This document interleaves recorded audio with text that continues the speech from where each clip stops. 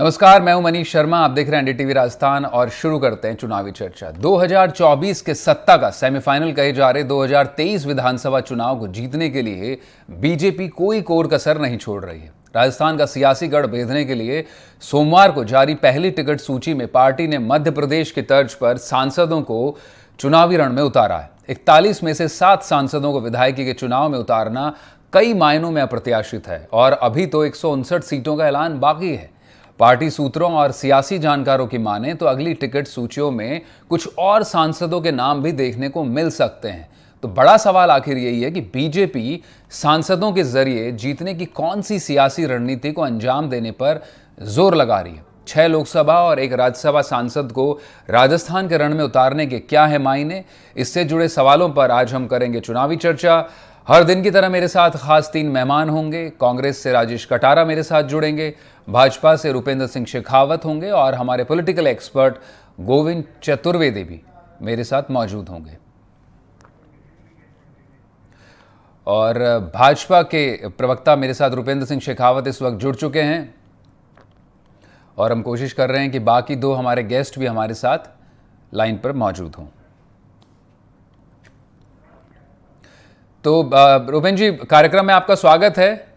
पहला सवाल आप ही से मेरा जी रुपेंद्र, पहला सवाल मेरा आप ही से 41 सीटें आपने अनाउंस की कल, उसमें से 7 सांसदों को आपने टिकट दिए हैं, जिसमें से 6 लोकसभा और 1 राज्यसभा सांसद है किरोड़ीलाल मीणा। तो बड़ा सवाल आप पर यह उठ रहा है शेखावत साहब कि क्या वाकई में बीजेपी स्थानीय स्तर पर चेहरों का क्राइसिस से जूझ रही है? नहीं, ऐसी कोई बात नहीं है। हमारे यहाँ सामूहिक नेतृत्व है। पार्टी ने जो तय किया है कि इस अमुक व्यक्ति को यहाँ से चुनाव लड़ा जाना उचित होगा, रणनीति का पार्ट है, उसी हिसाब से पार्टी ने तय किया है। हमारे यहाँ जो तय होता है वो सब कुछ संसदीय बोर्ड तय करता है, तो संसदीय बोर्ड ने जो उचित समझा होगा वो किया है और वही निर्णय सर्वोपरि है हमारे। जी जी जी। लेकिन आप ये नहीं मानते हैं कि 8 सांसदों को, अब 7 सांसदों को अपने सीटों पर लेकर आना, विधायकी के चुनाव लड़वाना, एक सांसद 8 सीटों का नुमाइंदा होता है शेखावत साहब, तो आपका नहीं मानना है कि बाकी जो है आप उनको ना सिर्फ 2024 का जो सत्ता का जो फाइनल होना है 2024 में, उसमें तो अभी समय बाकी है और 6 महीने पहले ही आप सांसदों की व्यवस्था विधायकों के चुनाव में कर देंगे, तो कहीं ना कहीं जनता को भी उनकी सांसदी से वंचित नहीं रहना पड़ेगा। इतने बचे हुए शेष करीब 6-7 महीने बचे हुए हैं अभी। देखिए, ये तो पार्टी का निर्णय है कि किसको कहां से चुनाव लड़ाना है जी। और रहा सांसदों का सवाल है तो उनका क्षेत्र से जनजुड़ाव रहता है और करीब करीब ये हुआ है कि सांसदों को जहां से टिकट दिया है वो उनके एरिया से देने की कोशिश करिए या कोई विशेष तौर पर रणनीति थी तो टिकट चेंज करने की कोशिश करी है। लेकिन चूंकि अभी चुनाव चल रहा है तो चुनाव, चाहे वो एज ए सांसद के नाते चुनाव प्रचार करते या प्रत्याशी के नाते चुनाव प्रचार करेंगे, वो पार्टी हित में ही करेंगे। इसलिए ये कोई विषय नहीं है और ये तो दिसंबर के बाद का विषय है क्योंकि उस समय भी आचार संहिता लगेगी और लोकसभा का चुनाव खड़ा होगा तो चुनाव प्रचार तो उस समय भी उनको करना ही है, जारी रहेगा।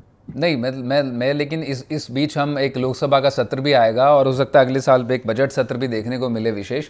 तो इसलिए मैं सिर्फ बात ये करना चाह रहा हूँ कि जो आपके सांसद है वो तो 5 साल के लिए लोकसभा राज्यसभा गए हैं, उसी बीच में उनको विधायकी में प्रत्याशी के तौर पर उतारना, आप भी जानते हैं राजनीति में तो इतना आप समझ ही रखते हैं कि जाहिर तौर पर उनकी व्यस्तताएं बढ़ेंगी यहाँ पर। और आप जब बात कर रहे हैं तो राजसमंद से दिया कुमारी वो विद्याधर नगर पे फोकस रखेंगी बजाय अपने क्षेत्र के ज्यादा, क्योंकि उनकी प्राथमिकता तो अब उनकी विधायक चुनाव जीतना है ना।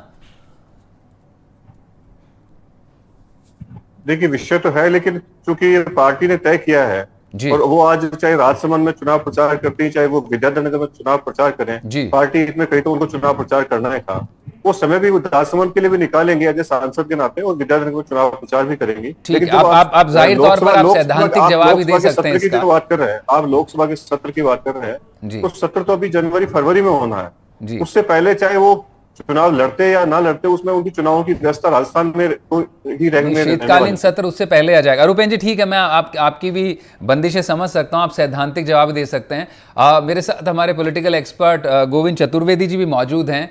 काफ़ी बारीक से राजनीति को समझते हैं और राजस्थान में 50 साल से करीब पत्रकारिता कर चुके हैं। अगौन जी, आपका भी कार्यक्रम में स्वागत है। मैं बीजेपी के प्रवक्ता हमारे साथ उपेंद्र शेखावत जी मौजूद हैं, उनसे मैं सवाल कर रहा था कि 41 में से 7 सांसदों को टिकट देना, एक सांसद करीब 8 विधायकों का नुमाइंदा होता है, 8 विधानसभा सीटों का नुमाइंदा होता है, और अब उसे सिर्फ एक सीट तक सीमित कर देना, और वो भी करीब 6 महीने पहले। लोकसभा का कार्यकाल उनका 5 साल का होता है। आपको नहीं लगता कि जनता को उनकी शेष जो कार्यकाल है उसकी सांसदी से वंचित रहना पड़ेगा, और स्थानीय स्तर पर बीजेपी के विधायकी के जिताऊ चेहरों की कमी से जूझ रही है? नहीं मनीष जी, मेरे नजर से इस बात को तो समझना ही चाहिए जो आप कह रहे हैं। दो बातें हैं जी। नंबर एक, बीजेपी का अपना या किसी भी पॉलिटिकल पार्टी का अपना एक चलता हुआ सिस्टम होता है, बनी हुई परंपराएं होती हैं जी। इस मामले में कोई ये नहीं कह सकते हम कि कोई कानून ऐसा है जिसके तहत किसी भी राजनीतिक दल को, मैं बीजेपी की बात नहीं कर रहा, किसी भी राजनीतिक दल को अपने सांसद को, विधायक का या कोई भी चुनाव लड़ाने से रोका जा सकता है। भारतीय लोकतंत्र में वो छूट है, वो कहीं भी लड़ सकते हैं। लेकिन जो आपने कहा उसका जवाब ये है कि एक जब चलती हुई कोई परंपरा होती है, व्यवस्था होती है, उस व्यवस्था को बदलने की अगर कोई जरूरत पड़ रही है तो इसका मतलब वो व्यवस्था कारगर नहीं है। नंबर एक, तो कहीं ना कहीं बीजेपी को जब चुनाव जीतना है और जीतने के लिए हर संभव प्रयास करने हैं, तो निश्चित तौर पर वो ये लेके आए हैं कि भाई हम हमारे सांसदों को, एक सांसद होता है उसका, जैसा आपने कहा 6, 7, 8 जितनी भी असेंबली कॉन्स्टिट्यूएंसीज एक पार्लियामेंट्री सेगमेंट में आएंगी वो होती हैं, तो उसका अपना एक प्रभाव होता है, एक ऑरा होता है, और वो वहां काम कर सकता है। करे न करे वो मतदाता बताएंगे। और दूसरा जो आपने कहा वो नुकसान निश्चित तौर पर, अभी बजट सेशन भी होगा, रेल बजट भी होगा, तो अगले 6 महीने में जो क्रूशियल टाइम, जो लास्ट टाइम मान लीजिए इस पूरी पार्लियामेंट का होगा, उसमें जो कोई भी सांसद अपनी बात जितने प्रभावी तरीके से अपने क्षेत्र की कर सकता है, निश्चित तौर पे वो तो उससे वंचित होगा क्षेत्र, इसको तो हमको मानना ही चाहिए। अगर जीतने के बाद वो ये ऑप्ट करता है कि वो विधायक रहेगा, सांसद न रहेगा। जी जी।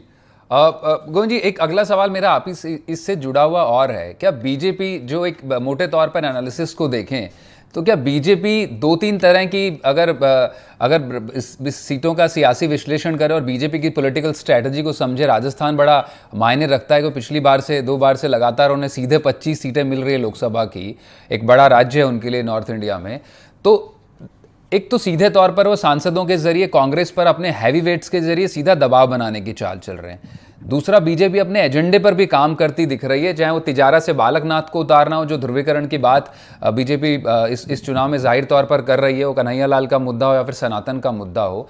एक बात इसमें और दूसरा सवाल मेरे साथ जुड़ा हुआ है, झोटवाड़ा से राजवर्धन राठौड़ को उतारना, विद्याधर नगर से दिया कुमारी को उतारना, आपके 2 सांसद, इन सीटों को, क्या इतनी पेचीदा सीटें हैं बीजेपी के लिए? मैं चाहूंगा बारी बारी से आप दोनों सवालों का जवाब दे दें। नहीं, निश्चित तौर पर ऐसी कोई पेचीदा तो देखिए, किसी भी पार्टी को, जो मैंने शुरू में भी कहा कि पार्टी अपने हिसाब से उम्मीदवार उतार सकती है जैसा उतारना चाहें। जो आपने सवाल किया हैवी वेट्स उतारने का, प्रेशर बनाने का, निश्चित तौर पे फिर वही जवाब है उसका कि हर राजनीतिक दल ये प्रयास करता है कि सामने वाले को दबाव में लेके आए, लेकिन हर स्टेट की, हर असेंबली सेगमेंट की अपनी अपनी, हर पार्लियामेंट सेगमेंट की अपनी अपनी इक्वेशंस होती हैं। तो ये जरूरी नहीं है कि एक मेंबर पार्लियामेंट को असेंबली सेगमेंट में उतार के आप कोई दबाव की राजनीति बना पाए सामने वाले पर, नंबर 1। नंबर 2, आपने जिन 2 कॉन्स्टिट्यूएंसीज की बात की है, झोटवाड़ा और विद्याधर नगर, इनमें से एक विद्याधर नगर में जहां से दिया कुमारी मैदान में बीजेपी के सिटिंग एमएलए थे, वो कई साल से सिटिंग एमएलए हैं जी, और देश के कद्दावर राजपूत नेताओं में से एक, मेरे से ज्यादा शेखावत साहब जानते होंगे उन चीजों को, कि भैरू सिंह जी शेखावत के वो दामाद हैं, उस नाते से उनकी एक लेगेसी चलती हुई जिसको उन्होंने एडॉप्ट किया, कितना किया नहीं किया वो अलग बात है। तो वो सिटिंग एमएलए हैं वहां से। दूसरी बात झोटवाड़ा सीट की, वहां जहां पर राज्यवर्धन सिंह शेखावत को उतारा है, राज्यवर्धन सिंह वाली जगह पर राजपाल सिंह शेखावत भी जयपुर के जन्मे जाए हैं, इस सीट से कई बार जीतते भी रहे हैं, एक बार हार का भी स्वाद उन्होंने चखा है। तो ये जो चीजें हैं, इसमें ऐसा नहीं लगता कि बीजेपी कोई बहुत बड़ी दबाव की राजनीति बना ले। फिर दूसरे इन्हीं सीटों पर बीजेपी के अपने इतने दावेदार हैं, इतने दावेदार हैं, 6-6, 7-7 एक सीट पर दावेदार हैं, तो वो भी एक अलग एंगल है। तो इन सब चीजों से वहां मैं निष्कर्ष ये निकालता हूं कि हर सीट पे कोई दबाव बन पाए ये जरूरी नहीं होता। जी शेखावत साहब, आपके पास वापस लौटते हैं आप, क्योंकि सीटें आप ही के, तो जाहिर तौर पर भाजपा की रणनीति पर विश्लेषण बनता है। मेरा अगला सवाल आपसे है कि अब आप सांसद, आपके विधायक लड़ेंगे और मान लीजिए जीतेंगे चुनाव, फिर आप उस सीट पे नया सांसद ढूंढेंगे या उसे ही अगर वापस लड़ा देंगे, जो कि पहले भी राजनीति में होते रहा है, हमने देखा है कई दफा। फिर उस विधायक का उपचुनाव होगा। आप वन नेशन वन इलेक्शन की बात करते हैं, लेकिन ये बड़ी विरोधाभासी चीजें भी हैं आपकी रणनीति में। इस पर क्या जवाब है आपका? नहीं, अभी तो चुनाव हो रहा है, विधानसभा को लेकर के हो रहा है, लोकसभा चुनाव अभी दूर है। लोकसभा चुनाव में प्रत्याशी कौन होगा, इनमें से होगा, इनके अलावा होगा, ये तो पार्टी का विषय है।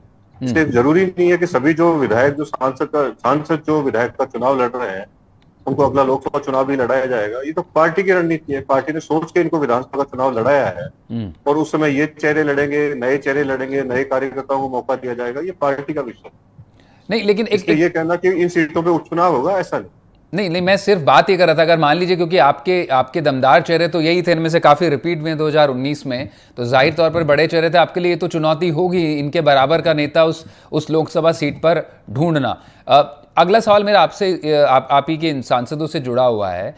तो क्या ये आपने जो स्ट्रैटेजी अपनाई है, मध्य प्रदेश में भी आपने दिए, केंद्रीय मंत्रियों को उतारा, उससे पहले दूसरे राज्य में भी आप कर चुके हैं और अब राजस्थान में इस रणनीति पर आप काम कर रहे हैं, तो क्या माना जाए कि बीजेपी जो इनका इस्तेमाल कर रही है सांसदों का, क्या इन सांसदों की खुद सांसदी भी खतरे में? आप क्या उस एंटी इनकम्बेंसी को भी डिफ्यूज करने की कोशिश कर रहे हैं कि जो सांसदों के खिलाफ है? क्योंकि ये 10 साल से आप पावर में हैं, एक बड़ा अरसा होता है, स्थानीय स्तर पर भी जाहिर तौर पर सरकार के खिलाफ कहीं ना कहीं एंटी इनकम्बेंसी पैदा होने लगती है लोगों के जहन में।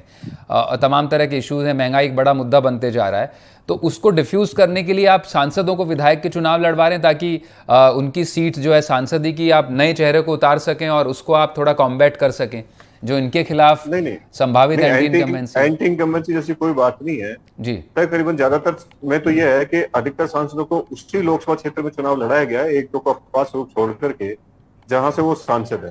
तो अगर एंटी इनकम्बेंसी जैसी बात होती तो उनको उसी क्षेत्र से चुनाव क्यों लड़ाते? जैसे भागीरथ जी को अजमेर लोकसभा क्षेत्र ही लड़ाया है, देवजी पटेल को जालोर ही लड़ाया है, बाबा बालकनाथ जी को अलवर ही लड़ाया, तो उनके लोकसभा क्षेत्र में जो विधानसभा क्षेत्र आता है उसकी से लड़ाया गया, इसलिए एंटी इनकम्बेंसी नहीं। लेकिन एक सांसद ही 8-9 सीटों पर चुनाव लड़ना एक साथ और एक सीट पर चुनाव लड़ना, बड़ा अंतर होता है ना, क्योंकि लेकिन वो जो विधानसभा में चुनाव लड़ रहे हैं वो उसी लोकसभा क्षेत्र का एक पार्ट है, उन्हीं 8 विधानसभाओं में से लड़ते हैं, इसलिए एंटी इनकम्बेंसी होती तो पार्टी वहां पे उनको उतारती नहीं। इसलिए एंटी इनकम्बेंसी जैसी कोई बात नहीं है कि 10 साल से वहां वो सांसद है तो उनके खिलाफ एंटी इनकम्बेंसी, ऐसी कोई बात नहीं है। नहीं, ये एक रणनीति के तौर पर देखते हैं, ये मैं इसलिए पूछ रहा हूँ शेखावत साहब, क्योंकि एक रणनीति के तौर पर है, क्योंकि आपको ये मालूम है कि आपके जो विधायक का चेहरा है उस सीटों पर वो उस सीट को नहीं निकाल सकते, इसलिए आप सांसदों को लेकर आ रहे हैं और सांसदों को भी उनको चुन करके लेके आ रहे हैं जो संभवतः आप सोचते हैं। अब ये मैं लगातार बीजेपी के अन्य नेताओं से भी पूछ रहा हूँ कि इन्हीं चेहरों पर क्यों? आप तमाम 25 सांसदों को तो नहीं उतारेंगे, लेकिन जो चेहरों को चुन रहे हैं आप, उन्हीं चेहरों को क्यों चुना जा रहा है? इसका क्या जवाब है बीजेपी के पास? देखिए, पिछले लोकसभा चुनाव में भी जो हमारे 25 उम्मीदवार थे या 25 लोकसभा सांसद जीते हुए थे, 25 के 25 को टिकट हमने नहीं किया जी। तो रणनीति का एक पार्ट है, उसमें से कुछ लोगों का सिलेक्शन हुआ जिनको विधानसभा चुनाव के नाते जिम्मेदारी तय की हुई पार्टी से। हमारे यहाँ क्या होता है कि व्यक्ति जिम्मेदारी अपनी खुद तय नहीं करता, संगठन तय करता है। संगठन ने जो दायित्व जिसको जहां से दिया है कि आप सांसद का चुनाव लड़ेंगे, उन्होंने सांसद का चुनाव लड़ा। अब जिम्मेदारी ये मिली है कि आपको विधानसभा क्षेत्र लड़ना है तो विधानसभा क्षेत्र चुनाव में लड़ना है, और विधानसभा क्षेत्र में उनको चुनाव लड़ाया क्यों गया है? उनके खिलाफ कोई एंटी इनकम्बेंसी जैसी बात होती है तो पार्टी उनको वहां से चुनाव क्यों लड़ा? इसलिए एंटी इनकम्बेंसी जैसी कोई बात नहीं है, लेकिन चूंकि पार्टी का सामूहिक निर्णय है, या व्यक्ति तय नहीं करता या संगठन तय करता है हमारे यहाँ पे कि किसको क्या दायित्व देना है और किस संगठन में किसकी क्या जिम्मेदारी होनी है, तो संगठन ने जो तय किया है वही उसके अनुसार पे उस रणनीति के पार्ट पे ही सांसद विधानसभा का चुनाव लड़ रहे हैं। रुपेन जी, मैं आपसे सवाल इसलिए पूछ रहा था क्योंकि जिन सीटों पर 7 जो सांसद आपने उतारे हैं, सिर्फ एक सीट सांचौर को छोड़ दें जो आपकी डी कैटेगरी में थी, जो तमाम सर्वे आ रहे थे, वो 3 बार से आप नहीं जीत पा रहे हैं। बाकी जो तमाम सीटें हैं, 6 सीटें, वो ऑलमोस्ट पेंडुलम सीट्स हैं, वो बीजेपी कांग्रेस की तरफ हर चुनाव में इधर उधर होते रहती हैं। तो उन सीट्स पर इतना बड़ा आपने दावेदारी ठोकी है सांसदों के जरिए, जिसमें झोटवाड़ा का मैं गोविंद जी से भी जिक्र कर रहा था, विद्याधर नगर का जिक्र कर रहा था, सवाई माधोपुर का जिक्र है उसमें, किरोड़ी लाल, क्या इतनी मुश्किल सीटें हैं आपके लिए कि ये बड़ी फंसी हुई सीटें हैं? अगर हम लोग बतौर पत्रकार अगर एनालिसिस करें पिछले कुछ चुनावों का, तो ये बीजेपी के लिए बहुत मुश्किल सीटें तो नहीं दिखाई पड़ती हैं कि आपको वहां सांसदों को टिकट लड़ाना पड़े? नहीं, पार्टी जब चुनाव में उतरती है जी। तो वो सी कैटेगरी, डी कैटेगरी, इसलिए कोई बात नहीं होती है। पार्टी को 200 की 200 सीटों पर चुनाव लड़ना है, वो उसी हिसाब से प्रत्याशी तय करता है। लेकिन इसमें एक गौर करने वाली बात आप देखेंगे कि हमारे यहाँ पे जो 41 सीटें जो डिक्लेयर पार्टी ने करी है, जी। उसमें से 40 वो सीटें हैं जो पिछले चुनाव 2018 के चुनाव में भारतीय जनता पार्टी दी थी।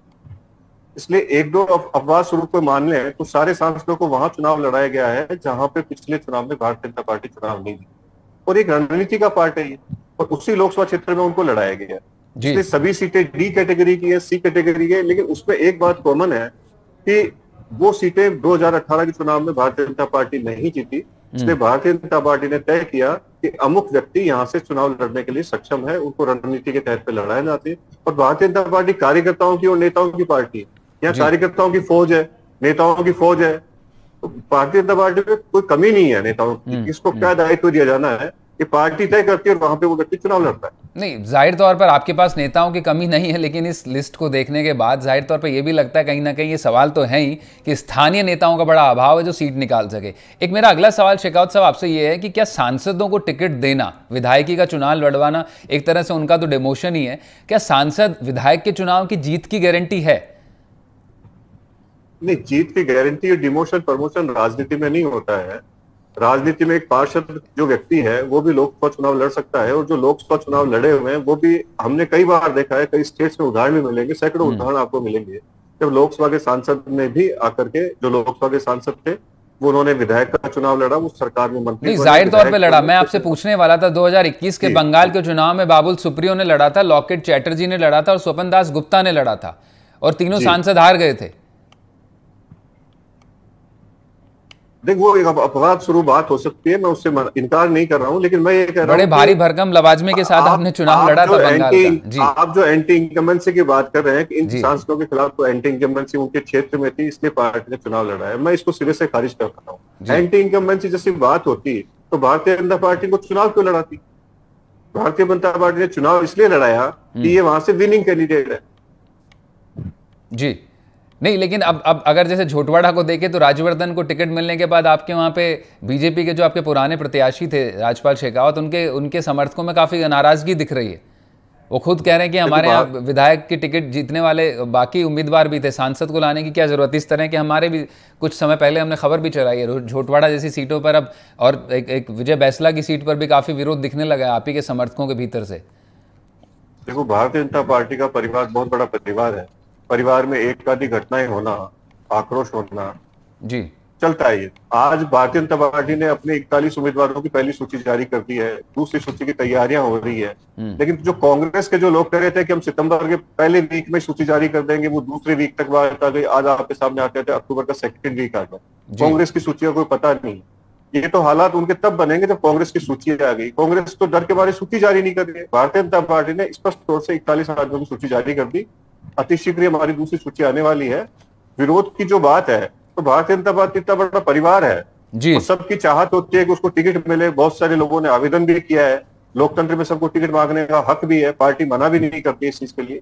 लेकिन बीजेपी में क्या होता है कि जब किसी को सिंपल मिल गया है, कोई कैंडिडेट तय हो गया है, तो सब कार्यकर्ता उसके साथ जुट करके काम करते हैं, उसको विजय बनाने का पूरा तन से प्रयास। ठीक है, ठीक है। मैं गोविंद जी के पास लौटना चाहूंगा। गोविंद जी, आपने सुना बीजेपी के प्रवक्ता को, जाहिर तौर पर वो सैद्धांतिक रूप से वो उस तरह की बातें रखेंगे। व्यवहारिकता राजनीति में अक्सर मैं कहता भी हूँ कि जो दिखता है वो होता नहीं, और जो होता है वो कई बार दिखता नहीं है। सांसदों के खिलाफ क्या एंटी इनकम्बेंसी को डिफ्यूज करने का प्लान है बीजेपी का? क्योंकि जिन चुनिंदा सांसदों को उतारा जा रहा है, तमाम सर्वे बीजेपी भी करती है, सियासी जानकारों के हलकों से भी खबर आती है, क्या बीजेपी का खुद के सांसदों के 2024 का जो फाइनल है, वो सत्ता का महासंग्राम बहुत नज़दीक है, तो बीजेपी ये कोशिश कर रही कि सेमीफाइनल को इतना पुख्ता कर लिया जाए कि बड़े चेहरों के जरिए विधायकी जितवाई जाए और उन चेहरों पर चेहरे बदल दिए जाएं, उन सीटों पर, लोकसभा सीटों पर। तो ये जो एंटी इनकम्बेंसी उसको डिफ्यूज करने का प्लान आपको क्या लगता है बीजेपी का है? नहीं, देखिए, दो तीन चीजें इसमें साफ साफ दिखती हैं, उसमें कोई बात नहीं। शेखावत साहब जो आपने कई बार कहा कि उनकी अपनी लिमिटेशंस हैं और पार्टी के प्रवक्ता के तौर पे उनको जो कहना चाहिए वही वो बहुत स्ट्रांगली कह रहे हैं, इसमें कोई दिक्कत नहीं है। लेकिन 2024 का चुनाव एक है, लेकिन उसके पहले अभी बीजेपी की प्राथमिकता जो इन 5 राज्यों को लेकर के देखें, खासतौर पे ये अपने हिंदी बेल्ट के 3 राज्य राजस्थान, मध्य प्रदेश, छत्तीसगढ़, जी बीजेपी किसी भी तरह से उनको जीतना चाहती है। जाहिर तौर अभी पर। अपन अगर राजस्थान पर फोकस करते हैं तो राजस्थान में जिस तरह से पिछले 5 वर्ष में मौजूदा सरकार ने काम किया है, मुख्यमंत्री अशोक गहलोत की जो छवि मोटे तौर पर आम जनता के बीच है, उससे बीजेपी को काफी मुश्किलें, जो अलग अलग सर्वे भी बता रहे हैं, उनसे लग रही है। तो वो किसी भी तरह से राजस्थान को भी जीतना चाहती है और उस जीतने के लिए अभी मान लीजिए टोटल कितने, लगभग 15 मेंबर पार्लियामेंट्स को इंक्लूडिंग मिनिस्टर्स, 18 जो अलग अलग ये सीटें उनमें से उतारे हैं उन्होंने, तीनों राज्यों में ले जा करके 15 सांसद, 3 मंत्री वो उतार दिए, 18 लोग उतारे जी।